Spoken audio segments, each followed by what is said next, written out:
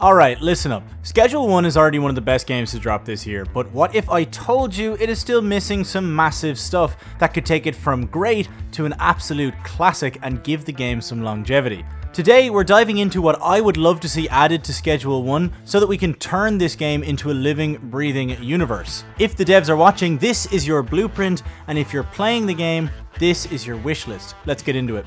Number 1. Competition. We can assume competition is coming because of the note you get at the beginning of the game, but how would it actually look? The AI competition needs different territories and safe houses with their own dealers who won't hesitate to drive by you if you're stepping on their turf. There is so much potential. Obviously, it's a sandbox style game, but maybe there's narrative missions where you can steal from or destroy enemy safe houses. We know that police raids are coming, but what if there was raids from the enemy? The cartel or whatever other gang, and what I really think would be interesting is, considering the fact that Tyler is already planning on expanding the map, let's make one of the areas in the game owned by the enemy, and we need to not only win over their customer base, but actively disable their production line so that we can take over. For the devs, I suggest they look at The Godfather on PS2 for territory mechanics. That game is incredible and has a lot of the stuff I'm talking about. And hey, if we had Shadow of Mordor style nemesis NPCs that generate fresh every time and get new sort of abilities based on how we defeated them last time, I know that's really unrealistic to wish for, but how sick would that be? If you think that's asking for a lot, wait until you hear the rest of the list. I know it's just a silly little drug dealing sim, but come on. The game already made enough money for us all to live 8 lifetimes without ever having to work again, so it's worth a shot. Number 2, consequences. Right now, there are not a lot of consequences in Schedule 1. The police move slower than my grandparents, you can run a meth lab out of a motel room with the door open and the shutters up, and you can punch a crackhead and still sell to her the next day. Okay, maybe that one exists already, I don't know any crackheads. In my opinion, if you get caught by the police, you should do actual time. You miss a week with no production, your dealers are bagged as well, everything goes tits up and all your equipment gets confiscated. Let us go to court, let us hire lawyers like Better Call Saul, let us break into the police station and recover our stuff ourselves. Let some of the people in our customer base be police informants. I think it would be so cool if Benji came to me and said, just so you know, Kyle Cooley was asking me some weird questions. It might be worth running a background check on him. And then like a game like Papers, Please, I haven't actually played that game, but that game is about assessing if someone, has legal documentation or not. In the same way, we can like ask them questions, and based on their answers, we can decide if we need to blow their head off or not. And sometimes it's obvious and sometimes it's not. Overall, this consequence system should be its own mechanic, completely separate from the main gameplay loop, and just give us more excuses to play the game. Also, this is a bit of a tangent, but I know the game is called Schedule 1, it's about drug dealing, but I really see the potential for this game to become a full-on sandbox GTA style game. So give us other hustles. Maybe we're arms dealers, maybe we're pimps, It could be really crazy. Number 3, products. Sticky Icky, Scante, and the Devil's Dandruff are not enough. We know that mushrooms, heroin, and MDMA are coming along with traveling customers like bikers, but I say give us even more niche stuff like moonshine for hillbillies or peyote or ayahuasca that you have to trek out to the desert for. It could be a really good excuse to use the map in the tutorial, like that desert area. Maybe we have to go and sample some freaky cactus juice. And one thing I'm really afraid of is that heroin, MDMA, and stuff like that, it's all just going to be more expensive than coke, and then heroin is more expensive than MDMA, and then all that is more expensive than mushrooms. I think that is a bit of a burnout when you just try to get to the next thing, the next most valuable product. Give the products more utility.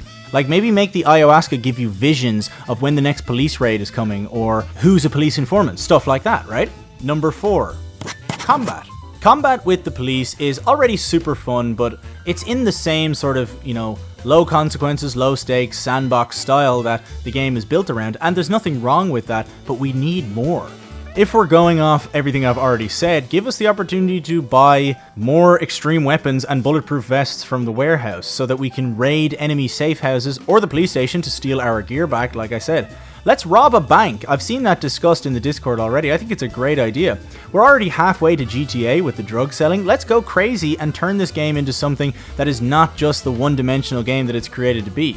That is not an insult by any means to, the development of Schedule 1, but the game is one-dimensional. It's got a core gameplay loop, but I think that there's already so many people playing it, why not try and expand it and turn it into something crazy? You can still keep the mechanics of the core gameplay loop, but for something else. You know, if you're an arms dealer, it can literally be the exact same thing as selling drugs. Maybe it's just, you know, somebody comes in once every 2 weeks or something, and you need to somehow get 20 assault rifles and 40 boxes of ammo to sell to him. Number 5, world building. If you don't know what world building is, it's basically everything in a video game that isn't mechanics.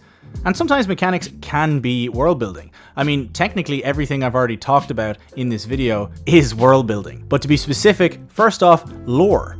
I don't need Gandalf, you know, and his 3,000 year epic story coming from the land of the elves or wherever. I don't know anything about Gandalf. Give us some backstory on the cartel. Give us a police chief. Give us characters, you know what I mean? Let me get threatening phone calls from the cartel boss. Let him kill Uncle Nelson. And tell me why Highland Park has a curfew. You know, there's nothing wrong with there being curfew, and mechanically it makes a huge amount of sense with the risk reward of dealing during curfew. If you guys have seen my channel, you know I love that. But give us in-game or in-world reasons why all of this stuff is the way it is. Second part of world building, give us NPC dynamics.